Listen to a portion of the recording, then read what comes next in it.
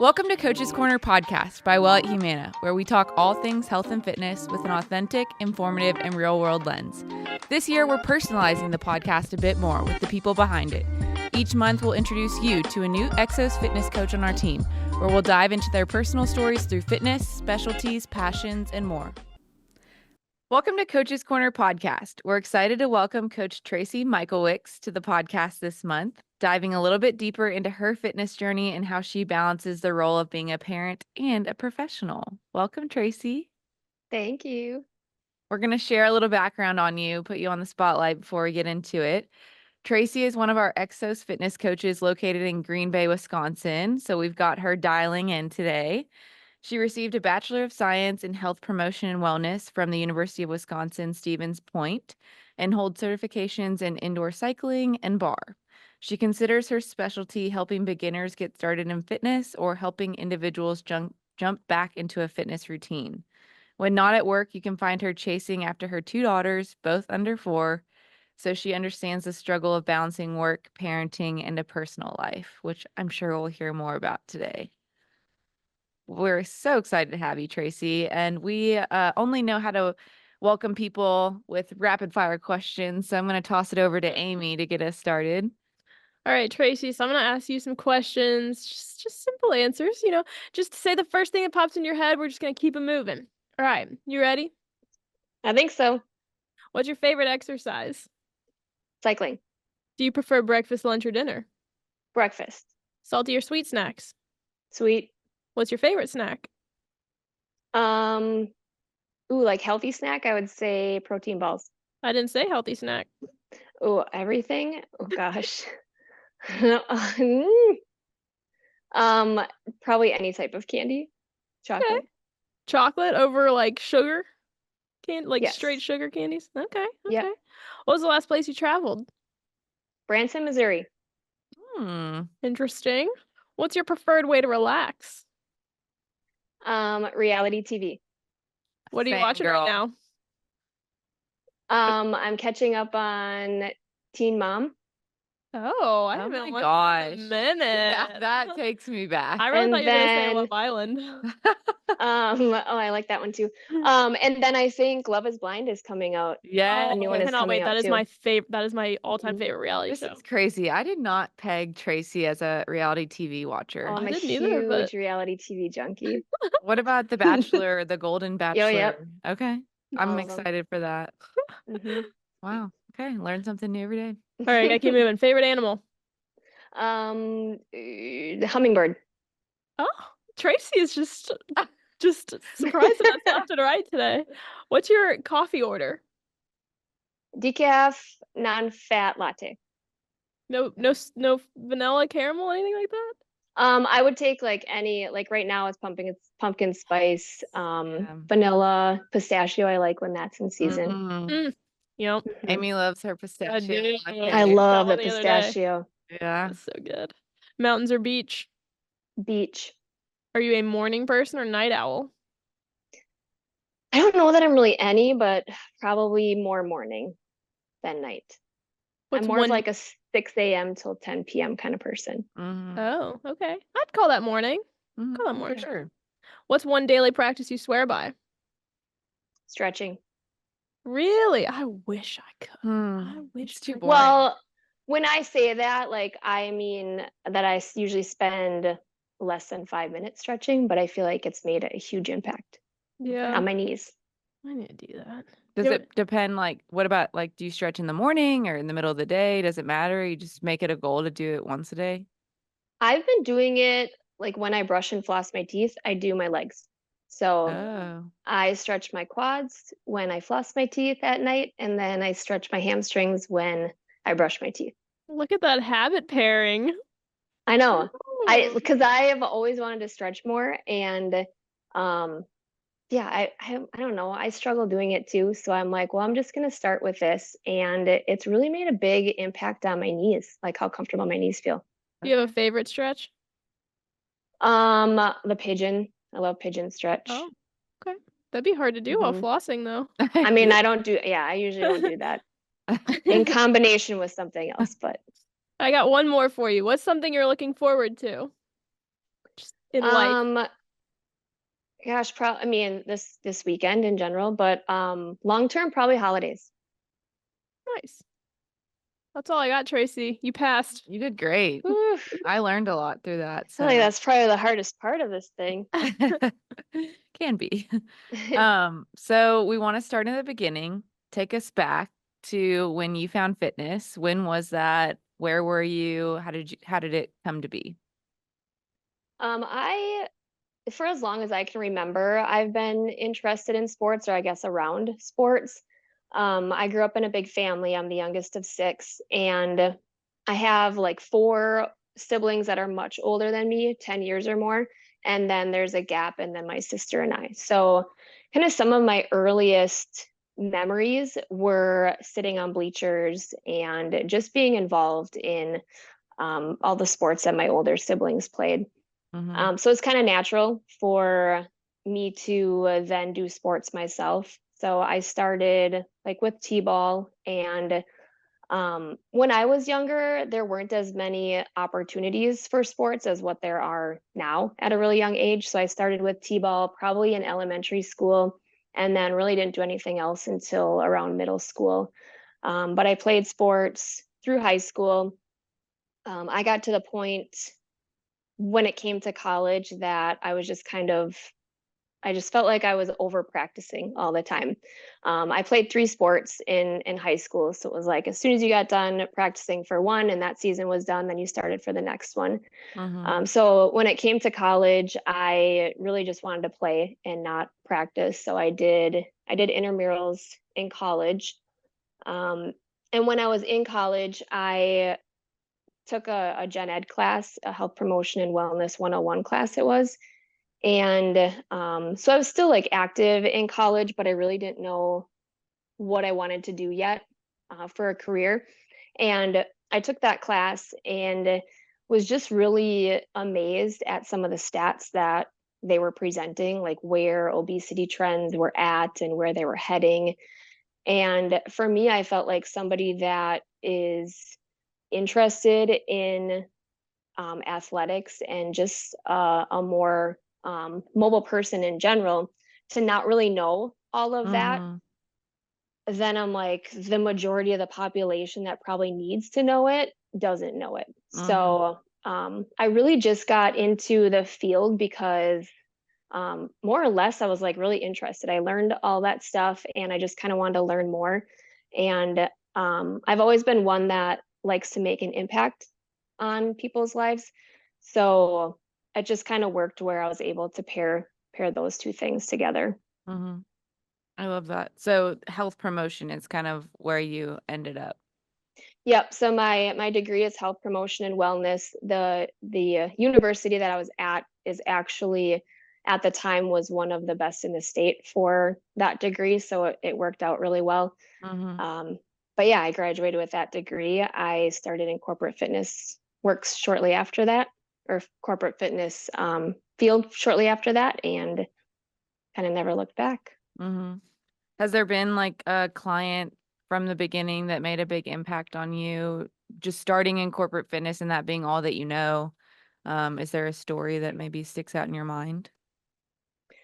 I think at the beginning, it was like for me, it was just a lot of taking it all in. I learned so much on the job, Mm-hmm. and I was introduced to so many different people with so many different backgrounds and experience levels.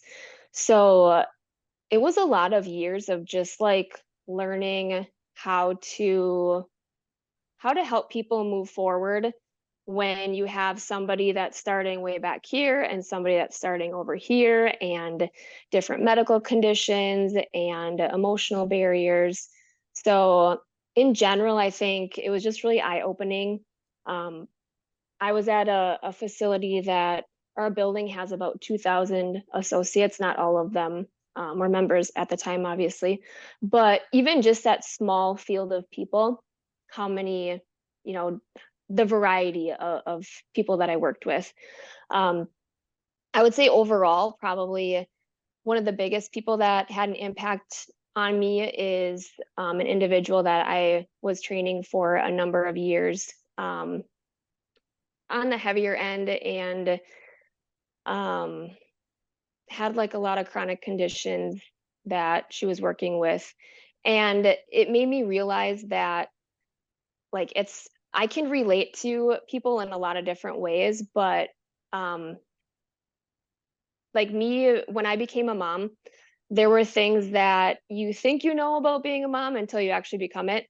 Mhm. And I wouldn't have known until I actually became a mom. And so it just made me think like I've never been obese before. I don't know what people are actually going through when they're dealing with that. I haven't experienced a lot of the same things that other people experience on a day-to-day basis. So Mhm.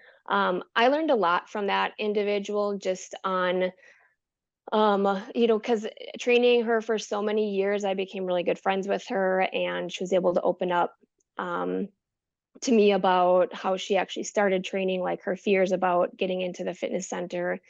So I learned a lot about what, what she dealt with and what I'm assuming a lot of other people deal with. And I guess it just kind of opened my eyes to the fact that like questions are your friend. You can't just assume that you can understand what someone is going through or what they're dealing with, and that it's better to like ask them about it, how they're feeling about this, where their comfort level lies, to really get a good understanding and be able to help them from there.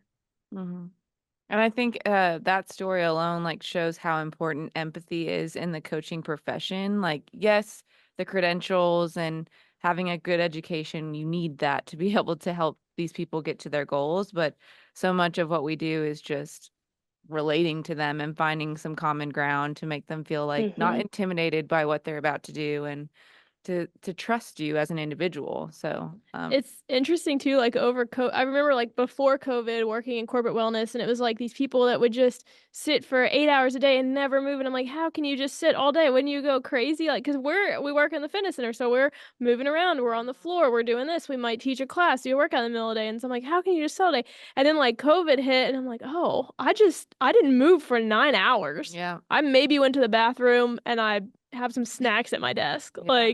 So, and then like to have to start being conscious about movement, that really helped me too, like in consultations and stuff moving forward, like what kind of things that you need to put in place Yeah. to be more active during the day. Because you have to do it consciously. But And I so that Hmm. was one of those things that like helped me be like, oh, that's mhm. how it happens. I Yeah. know it's kind of like, ooh, I get it a little bit more Hmm. now. Yeah, Yeah. so I think it's great that you're using your client's perspective to kind of open up your eyes. The coaching like personality, was that easy for you to like get into, or was it a gradual kind of adaptation? Oh my gosh, it was not easy for me. I'm more of an introvert, and I struggle getting outside of my comfort zone. Um, when I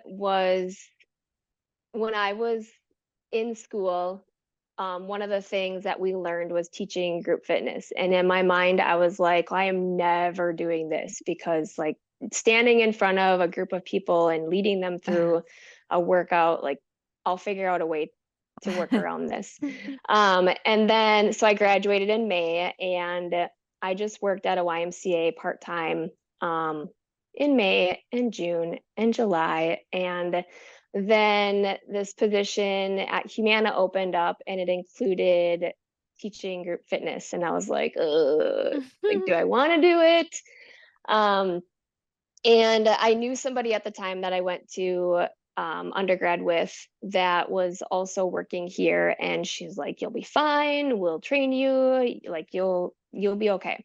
And after, a few months of just working a part-time position, I'm like, I have to just figure this out. So, not only like teaching group fitness, but it like those first few years were just kind of learning how to like really how to become who I am today, like getting more confident, more comfortable in my own skin, being okay with the fact of being uncomfortable, and knowing that like people that are coming to you aren't expecting perfection. especially like in a group fitness setting. They just, again, want you to help them continue to take those steps forward in their health journey. So yeah, it was a definite struggle initially to kind of get outside of my shell and build that confidence. Mm-hmm. Any other challenges or kind of obstacles in your fitness journey that you want to touch on?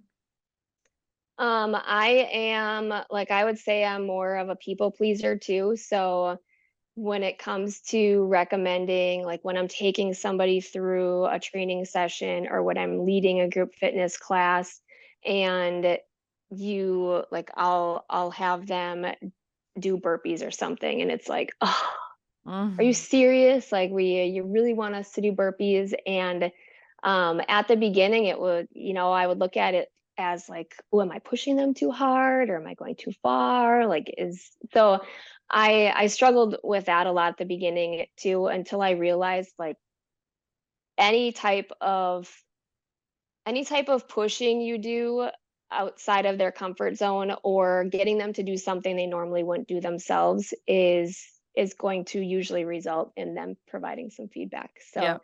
um and like truly there's a reason, there's a method behind our madness for recommending certain things. So Mm-hmm. kind of getting um that tough skin. And Mm-hmm. then also, I would say a big one for me when we transitioned to Exos. Exos is more of a performance-based company, and they work with a lot of elite athletes. And I mean, my degree is in health promotion, and it's more of a general degree in ways to encourage a population to become more well. So when I first started working with Exos and learning some of their methodology and how like specific some of their prescriptions can be, Mm-hmm. was really overwhelming for me. And I would say I experienced a lot of imposter syndrome at the time, just feeling like, am I, should I be here? Like, do I really fit in? Is this my Mm-hmm. niche? Um, so really just starting to kind of learn what Exos has to offer and understand that even though the companies that I'm with have a different background and experience level in people that they work with, the people that I work with have stayed the same. So I'm Mm-hmm. still with Humana. I still am working with individuals that, for the most part, are not elite athletes and aren't looking to, train for NFL or NBA or baseball or anything like that. So just really being able to take what I can from Exos and use it to upgrade um, the associates' lives and know that, I'm the population I'm working with is not the same population as somebody else within Mm-hmm. Exos. So yeah, just kind of making it my own. Mm-hmm. And you should not have imposter syndrome because Tracy's a rock star. Exos is a coaching company. I'm glad you provided the background because I was going to have you say, like, what is Exos? But it's half of its business is that elite athlete, and half of its business is this corporate wellness platform. So, molding the two has been its mission, and people like you, Tracy, are kind of building that bridge. So, I think that's really awesome that you're able to share that with us. And I think that that gets back to the empathy that's needed in coaching. Even those elite coaches that are working with NBA stars need some type of emotional connection to their athletes for what they're saying to get through to them, for them to be able to trust them. So I think that's really important. Beyond a coach, you're also a mom. You mentioned that. How do Mhm. you fit fitness in with your family? I think that a lot of people find that daunting. There's not enough time in the day to get it in. So how do you tackle that?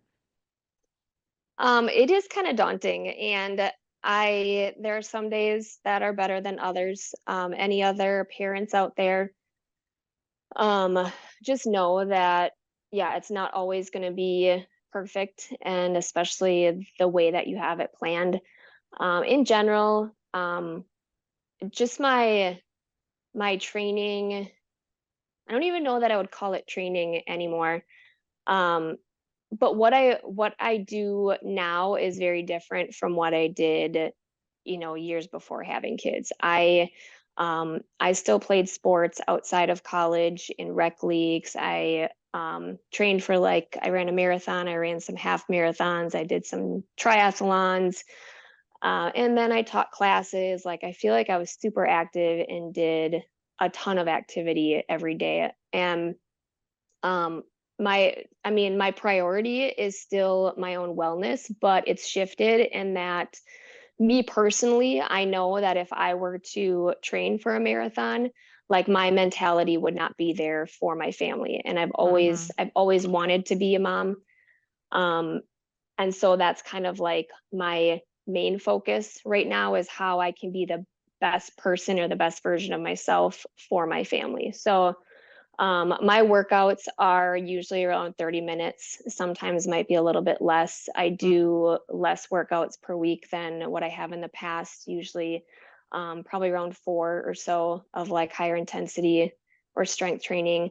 And then I just try to prioritize movement in general, like taking walks, um, being active with them, and just being active throughout the day in general, so that I can get some type of activity, even if it's not exercise.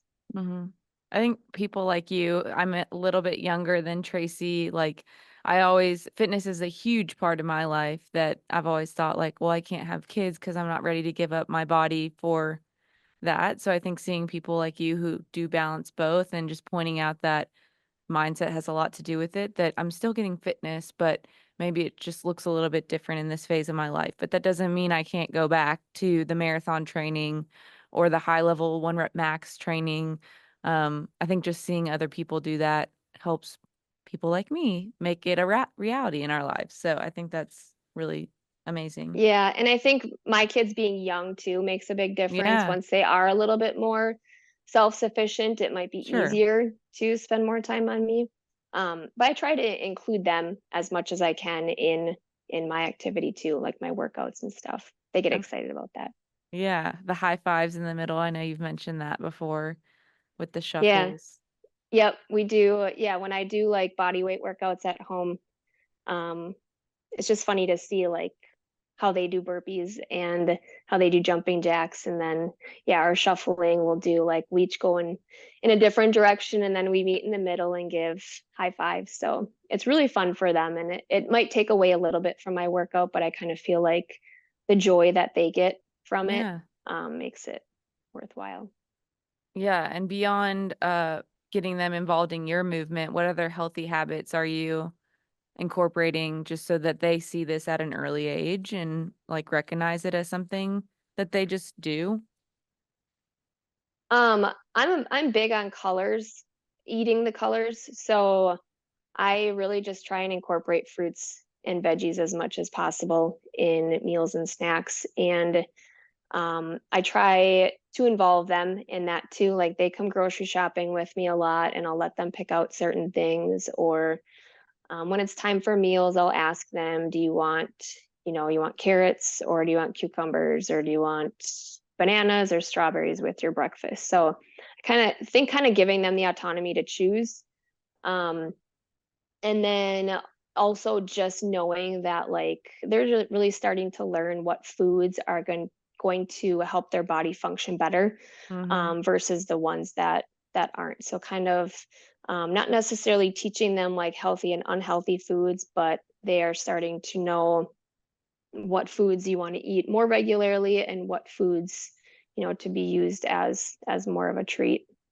Um, Another thing I would say is, like, mental health, I feel like, is a big thing nowadays. So um, trying to talk to them and give them the floor to open up about things that are bothering them, or understanding, like, certain things might make them sad, certain things might make them happy, and just kind of opening that door and asking them the questions to open up about it. That's amazing. I was not definitely talked about mental health until college probably, and it was still kind of had that stigma around it. So I think the earlier we can introduce that it's normal to have fluctuations in our mental state is going to make a huge difference. What advice do you have for families that want to be more like you, Tracie, and introduce fitness and health and wellness into their family? Um, Gosh, I truly would say like just to keep it simple. Um, like I think oftentimes when we think about eating healthy, it's like trying to shove broccoli or Brussels sprouts down your kid's throat at mealtime. And it definitely doesn't have to be that. Like my kids eat, when they eat carrots, they eat ranch with it. When they eat apples, sometimes they like peanut butter with it. Like I think having options for them, you know, easy things like I feel like bananas are cheap and something that you can have readily available. Things like apples, carrots that don't require a ton of prep time, just having those things available. Um, but then also like not being afraid to doctor them up a little bit if you need to. Like, and my thought is, I'd rather have them eat carrots and ranch than to have chips. You know, I feel Mm-hmm. like there's more nutritional value to having some type of fruit or vegetable with some cheese on top or seasoning or ranch with it than to have some of the other options that are out there. Mm, So, um, yeah, I would say like start super simple, and don't feel like you have to go like above and beyond and way overboard. And the same thing activity wise too. Like movement for them is as important as movement for us is. And it doesn't necessarily have to be exercise. So it can just be, you know, taking a walk. Like sometimes I'll go outside and I'll just sit outside and let them run around and play and do whatever.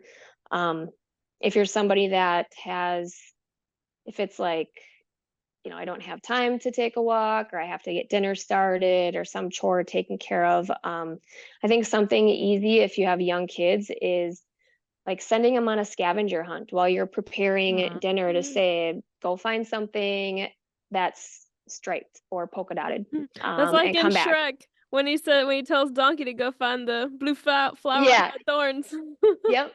Like just send them on a scavenger hunt and have them report back, or even um, have them do like some type of I think like an AMRAP or something, or a workout for time. Like have them do a few different exercises 3 times through and you time them. Like just some type like competitions, fun games. Again, it doesn't have to be anything crazy, but just something that keeps them moving more than sitting on a couch and mm-hmm. watching a screen. Mm-hmm. Man, screen time. I'm sure that is, as a parent today, is just hard. I It's know, wild. and like I love screen time too, so it's hard. Like I can understand where they're coming from. Yeah. Um, but It's yeah. wild. I have a friend. I only have one friend at this time with a kid. Well, she has 2 kids now, but she used to bring her daughter over and I'd watch her for a little bit and she was like, "Okay, well, like she can watch, have this much screen time and then like do some kind of activity." So we'd like color or something and then like she'd be like Bluey or Cocomelon or whatever.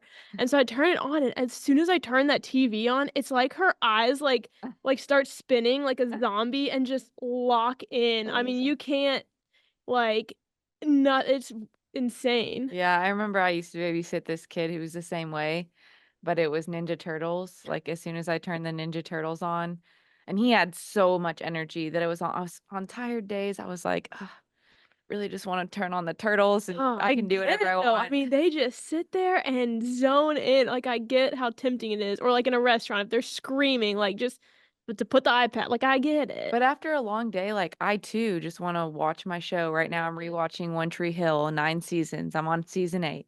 All I want to do when I get home after a 10-hour day and a workout is sit on the couch and watch my show, eat my dinner. So I get it. It's a relaxation like method for us too. Do you have any Yeah. kind of like limits on that or how do you navigate that?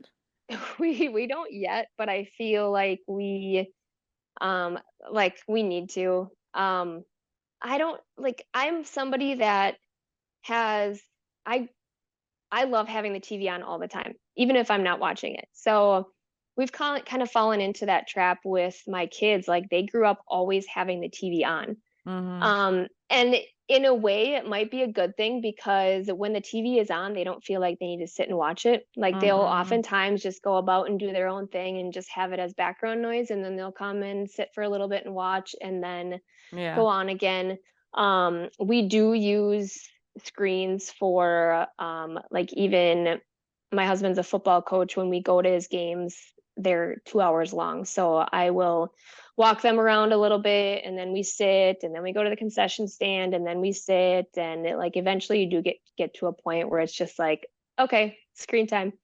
Um, so yeah, we do my kids know how to operate my phone already, which is crazy how fast they learn that. So we Yeah. definitely do a lot of screens. I don't know that it has negatively impacted them yet, but I don't know. Who knows? Down the I road was it might be like, what did I do? I was cracking up because I was at another friend's house that has a daughter, and she was I don't know how old she was at the time, maybe like 4. I'm not like good with kids' age. She was like young, and we were like in the other room, and then we like hear the TV going, and she had taken his phone and turned on YouTube and airplayed a show to the TV. Oh my gosh. I don't even think I could Like figure my that out. mom can't even do that. Like Oh my goodness. That's so I funny. know. I also like I think too there's some beauty in like I know kids that grew up never being able to have sweets and then Yes. as soon as you put sweets in front of them they just like Yes. engorge themselves. So part of me is like I don't want it to be you can only have 10 minutes and then that's it because then I feel like that's their focus all the time is like when can I have screen time again. So um yeah, we have a good balance of both. But we don't have like any limits as of right now. Yeah, I'm a firm believer in that, Tracy. I used to have a dietitian that I worked with, and that was her rule. She was like, I'm a dietitian and I don't restrict my kids from eating Oreos. Like the second that I do that, all they're gonna do is sneak Mhm. behind my back to try to get the Oreos. Like we need to, like you said, give them the Yeah. autonomy to choose what they want, but also introduce those other healthy options too, so they understand like I can have both 'Cause in moderation. my Mhm. mom, like, never bought, like, snacks growing up, and I remember, like, I would go to friends' houses, and I would look in their Mm. cabinets.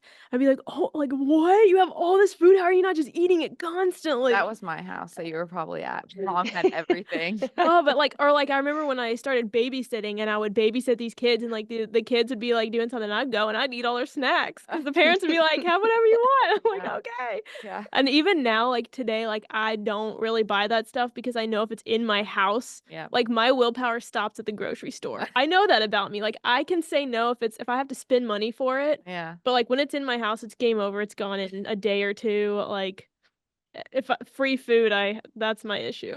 Like, I gotta use that willpower up Oh, we front know that 'cause I about don't Amy. I don't have it back here. She can sniff out free cake Uh-huh. before she leaves the Yeah. store. I just see an unmarked box, and like, "Is that cake?" This happened this week, I'm not Yeah. kidding.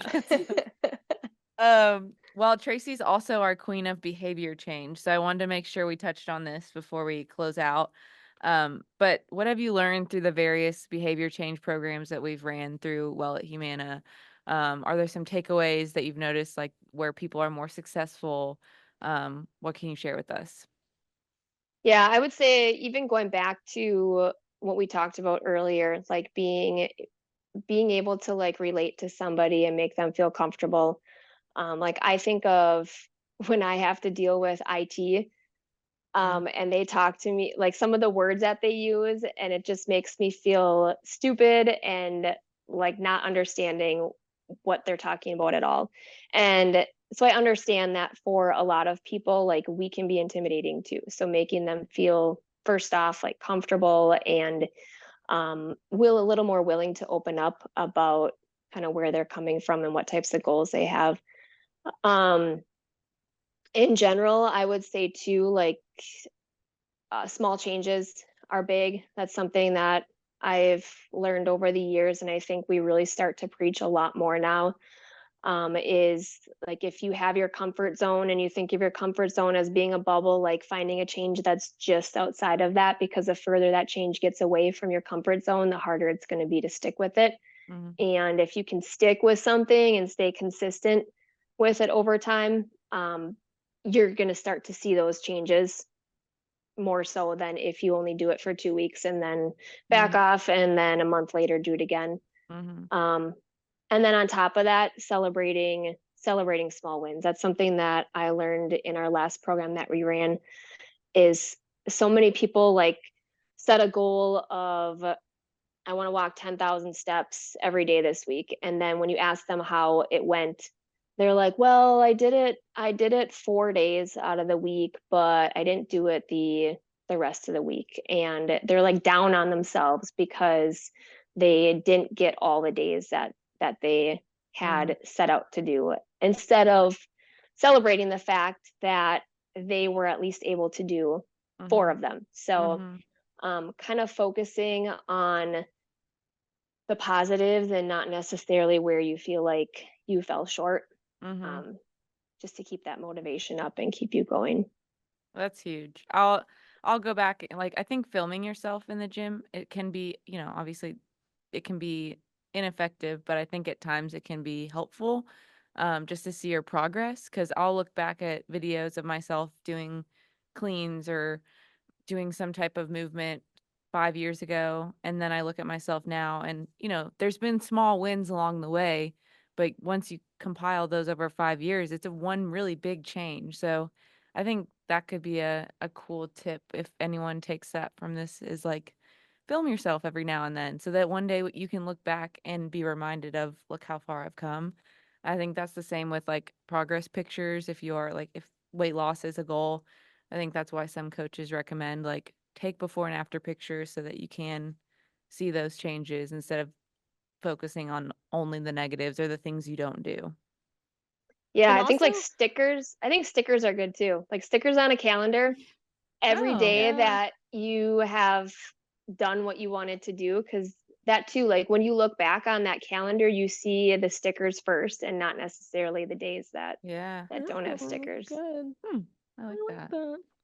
Mm. Our favorite question to ask is, what's your one soapbox moment, Tracy? You get the mic, let it out. Uh, uh, um, there's so many. Um, I would say my biggest thing is that like I go back to the phrase, if you like, things won't change unless you do. If you do what you've always done, you're going to get what you've always gotten.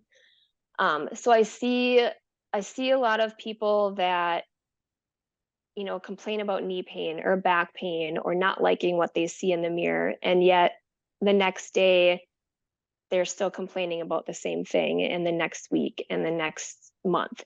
Mhm. And like my thought is, especially when you like, even if you're 50 years old and you have severe knee or hip pain, you have how many years left to live? Mhm. So if that's what you want your life to be for the remainder of your years, then just keep doing what you've done. But you're not just going to wake up tomorrow and experience something different. So if you want to feel more comfortable in your clothes, if you want to like what you see in the mirror better, um if you want to be able to move better, any of that stuff, or not be in pain, like you have to make some small change to start making that happen. Mhm. Something. And also understand it's not going to happen overnight. Like, Yes. Yep. I Again, we go back to like small changes, but then being patient, knowing right. that, like I said, the stretches that I've been doing at night when I'm brushing and flossing my teeth, I started those every night at the beginning of this year. And every night isn't every night. Like I skip some nights here and there. Mhm. Um, but it literally took months before I really started to feel better or notice that change. So it Yeah. it took in many, many, many, many, many, many days, of incorporating that before my knees started to feel better. So knowing that, again, that you want to make a small change so that you can stick with it, but that's going to take time to come to fruition. And it's just realizing like it took you that many years to not stretch. So we've got to take that many years to unbreak that habit. So I think that's an important message Exactly. too. All right, Tracie, as we close out, someone out there is listening to this and they really want to start their fitness journey, but they're overwhelmed with where to even start. What would be your advice to them? I would say, like, reach out to me or any of our team. Like, I love working with beginners or people that are starting from square one, just getting back into it. But just in general, reach out to somebody. We have all gone to school and have background and experience in what we do. Like, when your car isn't working, you take it to a mechanic. You don't try and figure out how to fix it yourself, or you go to the doctor when something's wrong. You don't, I mean, you have WebMD, but like, you don't try and figure it out and fix it on your own. So take advantage of professionals that are around you, and know that we have the experience in all different ranges of fitness levels, and just that relatability piece too, to be able to talk to you, meet you where you're at, and help you move forward regardless of where that is. Yeah, and we offer virtual personal training. So if you're looking for expert help from afar, Tracie can be your gal. Just visit go/fitness at Humana to learn about our personalized fitness offerings. Tracie, it has been a pleasure chatting with you. Thank you so much for calling in and being our first distant podcaster. We've learned I'm so glad. much. I know. I'm glad you had me on. This was exciting. We Fun. had to call for expert help on this. Shout out to Humana's AV team for helping us make this run smoothly. So thank you again, Tracie, for joining us. For all those listeners out there, we will catch you next month for another episode. Tracie, thank you again. We'll definitely have you back. Thank you, guys. Bye. Bye.